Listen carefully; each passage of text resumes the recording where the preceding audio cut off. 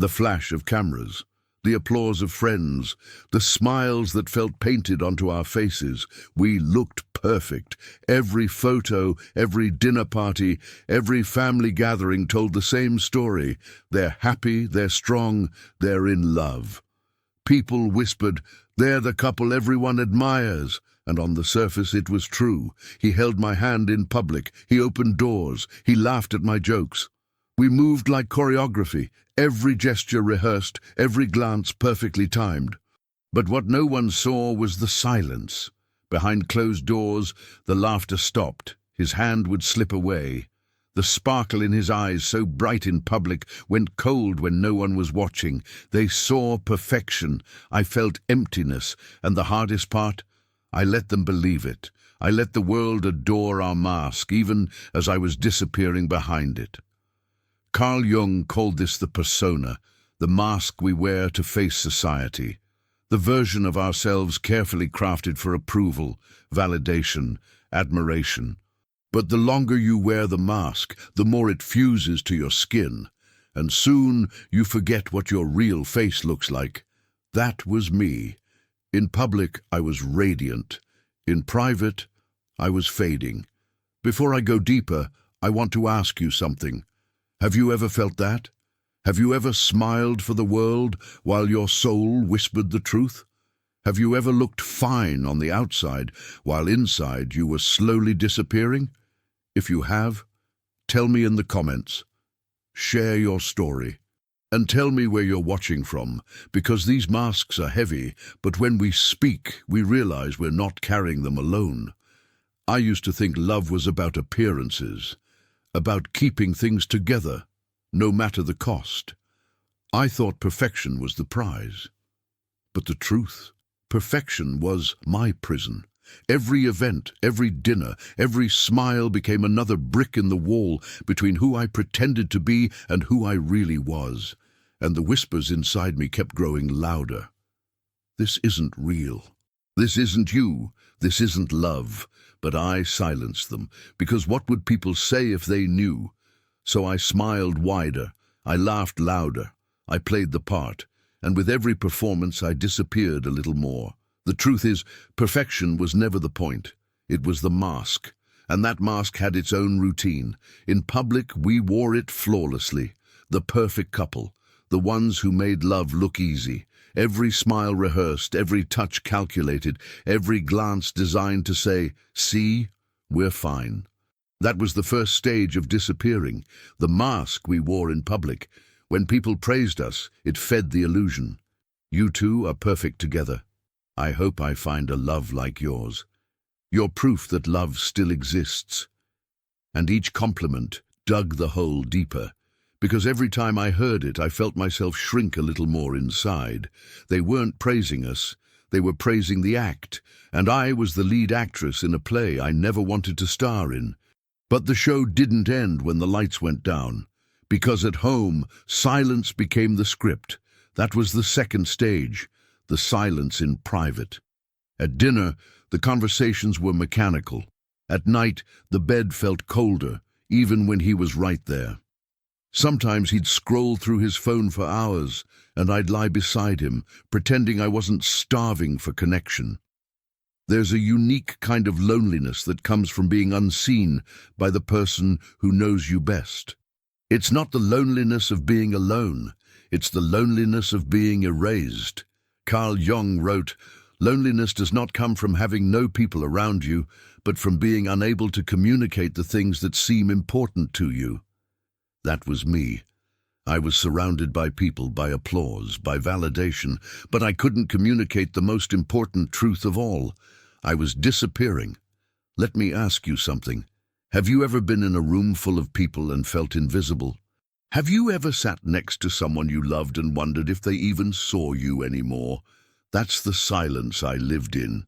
And I stayed, because I thought maybe this was what long-term love looked like. Maybe everyone who looked perfect in public was fading in private. Maybe I was just being dramatic, so I silenced myself too. I didn't ask for more affection. I didn't beg for deeper conversations. I didn't demand intimacy. I just let the silence grow.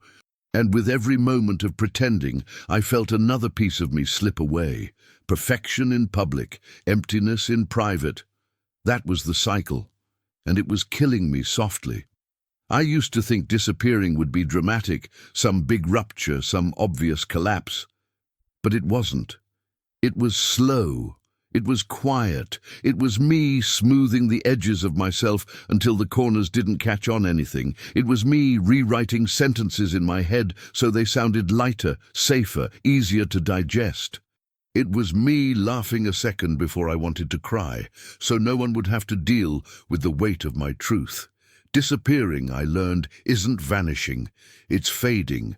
It's becoming transparent in your own life, while everyone applauds how well the light passes through you. It started in the small places. The text I didn't send because I didn't want to start a thing. The outfit I changed because the color felt too loud. The story I told at dinner, edited in real time so it wouldn't embarrass him.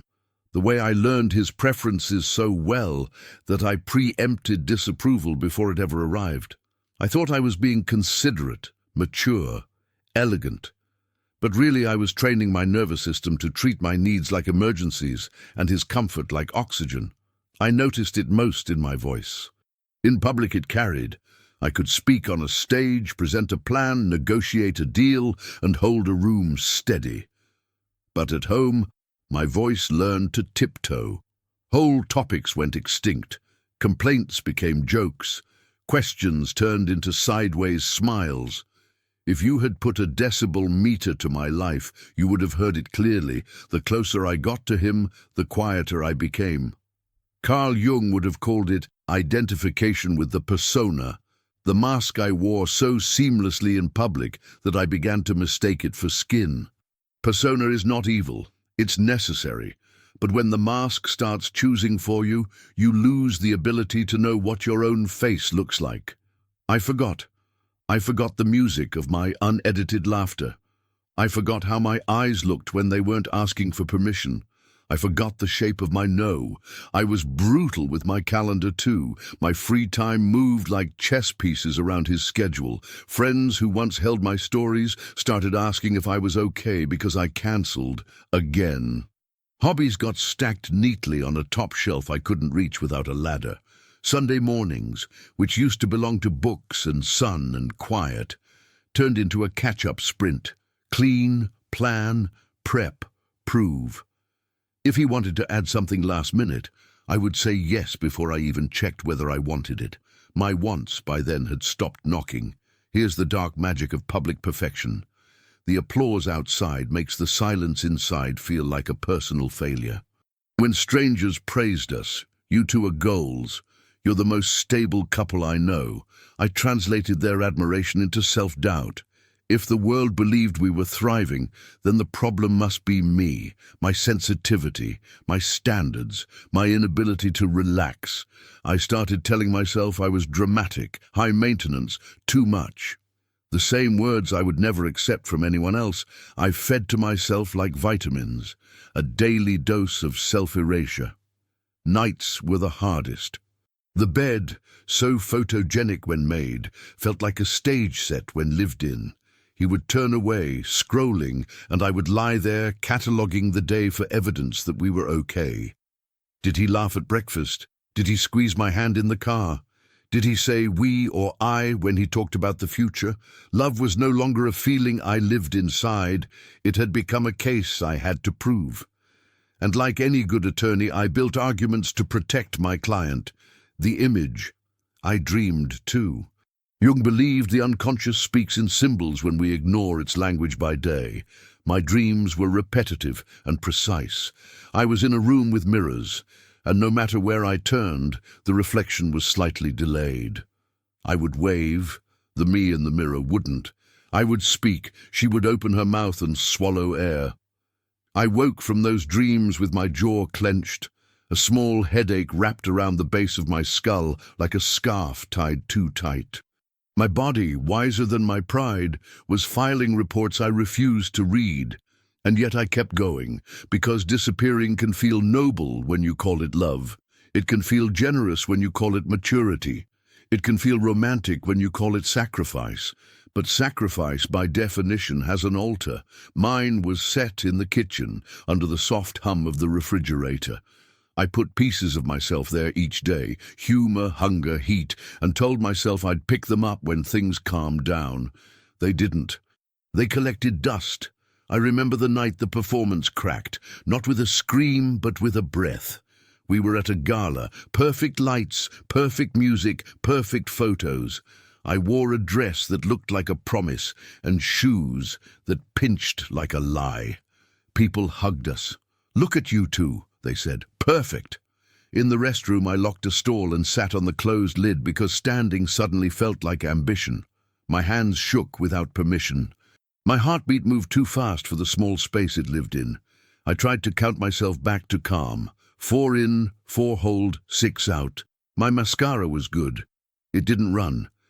That felt like a win, and the fact that it felt like a win broke me in a quiet, private way that no one could see.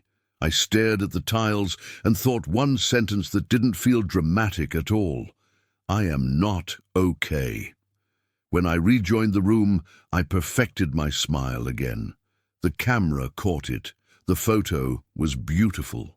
And that image made me sadder than crying ever could. It was proof that the mask worked, even with the crack. I realized then that the world would never be the one to take it off for me. No one was going to whisper, "You can stop performing now." No one was going to pull me out of the role. I had to retire myself. Disappearing changes your language. It teaches you to speak in disclaimers. It's not a big deal, but I might be overthinking, however. I'm not saying you're wrong. I just feel every sentence invited permission. Every feeling asked for citizenship papers. I started to answer, "How are you?" with weather reports. Busy. Tired. Fine. If I ever told the truth, lonely. The room seemed to wince, so I stopped telling the truth. Truth is loud, and I had invested so much in being quiet. He noticed my quiet when it served him. "You're so easy," he'd say to friends, as if I were a chair he could move effortlessly around the room. He loved that other people loved us. He loved the optics. He loved having a partner who could host, who could soothe, who could move the evening along without a squeaky wheel. If I wanted to discuss something real, he'd say, "Not now, please. Can we not ruin a good night?" The phrase, "ruin a good night," became a password that locked me out of my own life. Here's the part I resisted saying out loud because it makes me sound naive. I believed the performance would eventually earn me the intimacy I craved. If I could just keep things smooth on the outside, maybe the inside would follow. Maybe consistency would breed care. Maybe ease would inspire effort. I believed this the way you believe a door will open if you turn the handle just right. I kept turning. The door didn't move. The hardest thing about fading is that people congratulate you for it. Friends complimented my chill, my patience, my grace. Grace is beautiful when it's chosen. It becomes corrosive when it's demanded. My grace had turned into a policy. I extended it to someone who paid in silence, and we both pretended it was a fair exchange. Jung said, "What you resist not only persists, but grows in size." I resisted the simple sentence, "Something is wrong," until it towered over me like a structure I could no longer ignore. The wrongness was not a single act, not a betrayal I could point to, not a dramatic exit. It was death by 1,000 compromises. It was the geographic drift between two islands that once shared a bridge. It was the slow emptying of a glass that you only notice when you set it down, and it's light. If you're listening to this and something in you is nodding without your permission, I want to ask you to do something you might not have done in a while. Take an honest inventory. Not a public one. Not the version you would post. Write down 5 small ways you have been editing yourself to keep the image intact. The jokes you don't tell anymore. The topics you avoid. The yeses that cost you sleep. Then write the month each edit began. You will see a timeline. You will see the slope. You will see where you started to disappear. I did. The line looked like a gentle hill, and then I realized gentle hills still lead you down. Another thing, notice when you say we instead of I. I didn't realize how often I was erasing myself grammatically.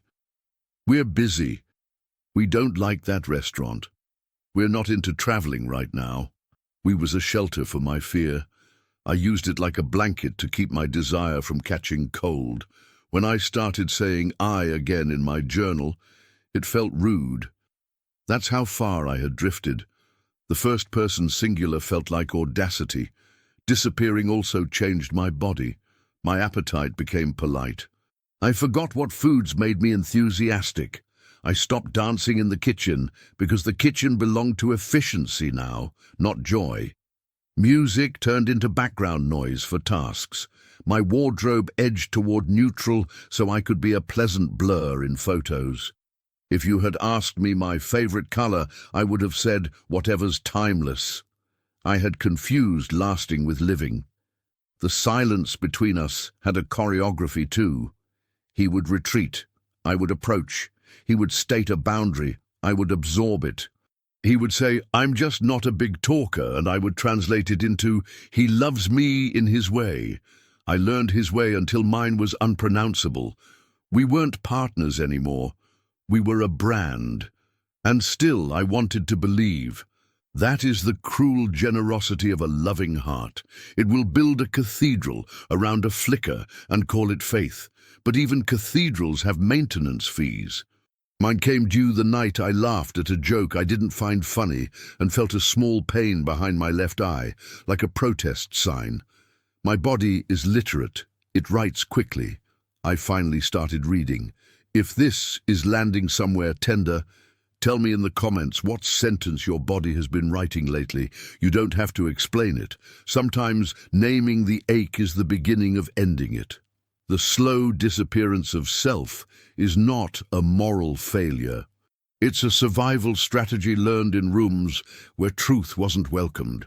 I don't blame the woman I was. She did what she had to do to stay. She held the structure together with her own hands because she mistook the house for home.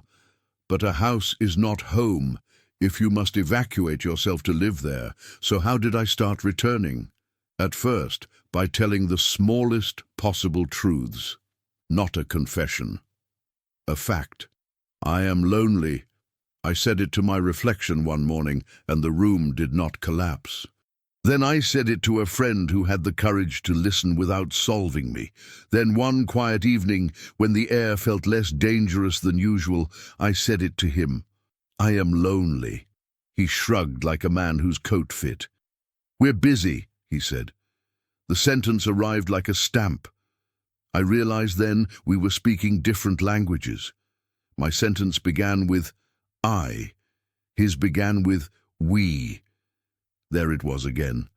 The blanket that kept us from catching cold and kept me from feeling the weather. Jung taught that the psyche seeks wholeness with or without our consent. When you ignore the call, it changes the ringtone. Mine got louder. I had a dream where I was holding a glass of water, and the water was rising without pouring.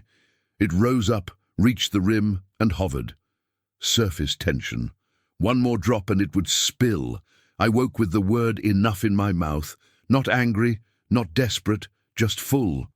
The next days didn't become dramatic. They became precise.